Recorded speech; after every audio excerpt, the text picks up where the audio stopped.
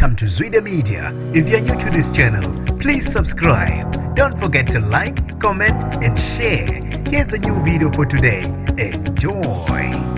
Kubabazwa isihluku kubaba odlise wabulala izingane zakhe ngoshevu zabe sezishonela esikoleni. Nginibingelele ngiphinde nginamukele kuphina kuphi lanibela khona le video. Mangoqala isijonele likhasi wamwelekele igama lami ngosibonga konke wakandwanda mothanda ungangibiza intatheli ka YouTube. Namanje usashaqekile umndeni ngesenzo sekababa ubulale izingane zakhe ezintathu ngokuzifakela ushevu okuyisiphuzo samandla phecelezi ama energy drink. Kubiye ukuthi ubaba unike izingane zakhe ezine isiphuzo kanti sinoshevu phakathi. Izingane ezine kube ukuthi zinikwe uyise isiphuzo samandla phecelezi energy drink zabe sezisiphuza ngesikhathi zifika esikoleni. Ezintathu zibe seyishonela khona esikoleni. Eyodwa isesimene esibucayi esibhedlela ngenhlanhla, eyodwa kuthiwa lesiphuzo ayisiphuzanga. Ubaba kube ukuthi usesimene naye esibucayi esibhedlela emva kokuzwa ukuthi izingane zishonile esikoleni ubese zama ukuzidlisa amaphilisi waphinde wazigwaza ngebhodlela. Ungqongqoshe wezemfundo eGauteng uPhanyaza Lusufu kube ukuthi uvakashele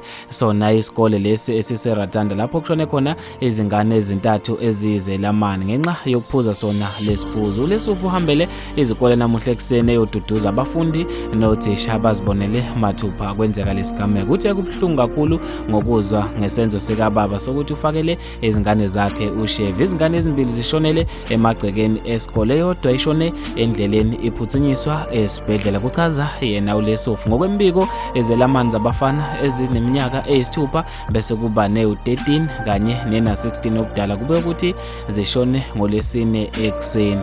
Ngokwembiko ezelamani eneminyaka eyisithupha ewu-13 kanye ne-16 obudala zishone ngolesine ekseni. Bezifunda eRatanda Primary bese nase ekukhanya secondary khona eRatanda. Ukhulumela umnyango wezemfundo eGauteng uSteve Mabona uthi izingane nezinye ezimbili zakubo zinikwe nguyise iziphuzo ezivuselela amandla. Ngebhadi ke kubikwa ukuthi bezinoshevu zabe seyishona kanjalo izingane. Abantu bashaqeke kakhulu ngazo lezi ndaba. Bafethu ke lezi ndaba ezibhlungu ngendlela emangalisayo. Ngizofisa ukwazi ukubhala kwakho khona lapha kwi-comment section ngalolu daba. Mina njengentatheli ka YouTube sengiphuma kanje ngithi awungibambe evidweni elandelayo.